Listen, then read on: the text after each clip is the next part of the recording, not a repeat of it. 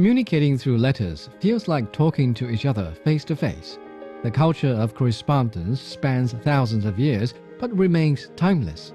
Chinese President Xi Jinping is well aware of the youth's aspirations and cares for their growth. He often writes letters that carry plenty of emotions as well as strength.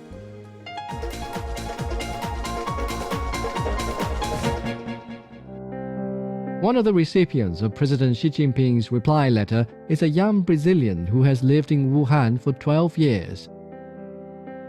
My name is Renato Peneluppi. I'm from Brazil. In 2010, I moved to China to study my master's degree and PhD at Huazhong University of Science and Technology. After that, I started a company with my partners on international education. In 2021, I integrate GYLD, Global Young Leaders Dialogue. With them, we promote a letter and send it to President Xi Jinping.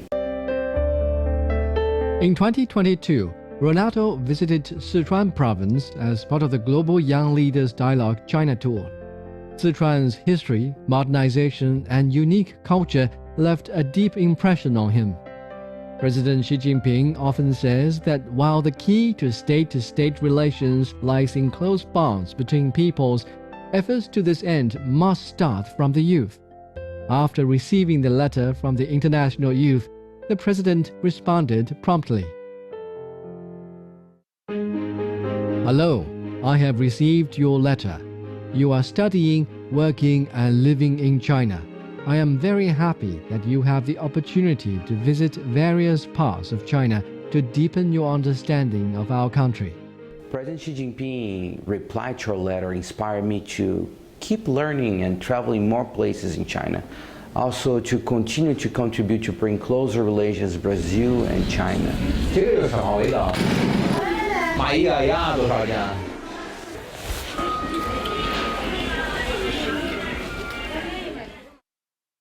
I think President Xi is a very special leader for a very special moment in history. Xi and Lula are both important leaders for the world and especially for the global south. They both have promoted historical transformations in poverty alleviation, fighting against global warming, and also been helping to democratize the international affairs. With a vast territory and a large population, the most important thing for China to achieve national development and revitalization is to follow a development path suited to its local conditions. Practice has shown that as the Chinese path to modernization grows even wider, it'll bring better development prospects to China as well as the world at large. In 2010, Renato quit his job as a lawyer in Brazil in hopes of learning from China's development experience. He came to Huazhong University of Science and Technology in Wuhan for a master's degree in public administration and then continued to study for a doctorate. I have noticed that China is exploring a new model of modernization and development. In particular, Chinese success eradicating absolute poverty, promoting the concept of common prosperity, has improved also the ecological environment. And it have provide people from the global south with an experience that can be used as a reference. Recently, China's new energy development, represented mostly by wind power and photovoltaic power generation, has achieved a remarkable result. In order to better protect the environment, China has also proposed a concept of ecological civilization. What they call the green mountains and lucid waters are indeed mountains of gold and silver, which is a beautiful concept. It reflects the people-centered development concept.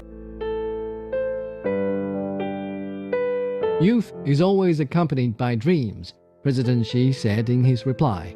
Hoping to learn from China's experience, Renato has two dreams. As the executive director of a summer school alliance, he hopes to provide curricular support for Chinese students studying abroad, while the other dream is to promote exchanges and cooperation between Brazil and China.